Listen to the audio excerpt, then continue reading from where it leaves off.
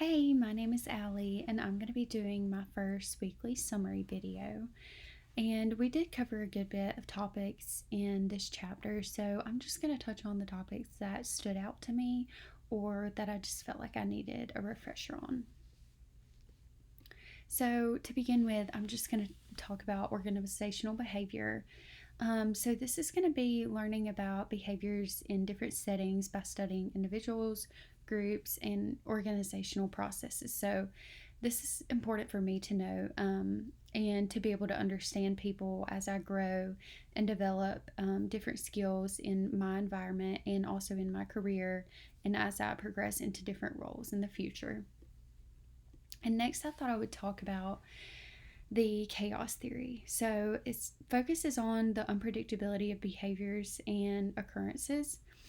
And I love the example of COVID-19 that you gave. And, this COVID-19 just happened so quickly and it was very unpredictable and had significant effects on the country as a whole, whether that be environmentally, financially, and in a bunch of different ways. And I was thinking about other examples of the chaos theory and came up with, weather systems such as hurricanes or tornadoes that could apply to the chaos theory.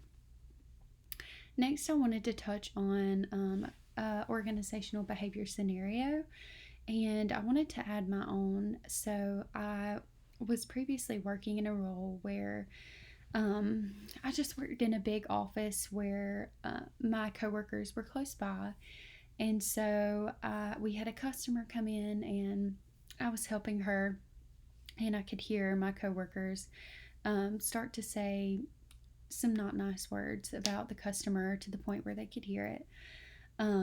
So after that, my manager quickly addressed this in front of me and all of my coworkers, and she was very verbal about letting her opinion be known, which I felt like was the right way to approach it in that situation.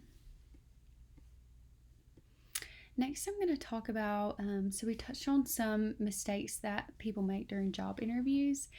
And personally, some of my first job interviews that I ever had were on Zoom. Most of them were. So I didn't really have much information and I didn't do that much preparing before. So I failed to make great eye contact. I didn't know that much about the company before I jumped into an interview.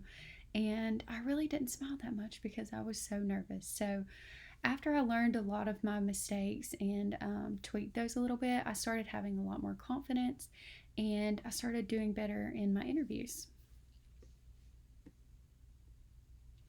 And next, I wanted to touch on social construction. So I loved the example that you gave, and it was very eye opening to see that the increased Facebook usage and middle aged women um, was linked to depression. So, they were looking at everyone's perfect lives on Facebook and unfortunately comparing those to their lives themselves. And I just wanted to add that I've also taken a break from social media usage at one point in my life and just kind of felt better about just my outlook on life and less stressed. So I do believe that's a great example of social construction. Next, I want to talk about the what is beauty example that you had in the lecture. And this was just very eye opening to look at the different beauty standards that were throughout the world. So they took that one picture and sent it to the different countries and said, Photoshop this photo into what your beauty standards would be, whether that be fairness or darkness of the skin, whether they're very thin or not. So it was just crazy to see that was an example of how we socially construct as well. And next, I kind of just wanted to talk about cultural norms as well. So that's going to be different through every country, just like we touched on. And one of the examples that you used that I thought was crazy was the braces example.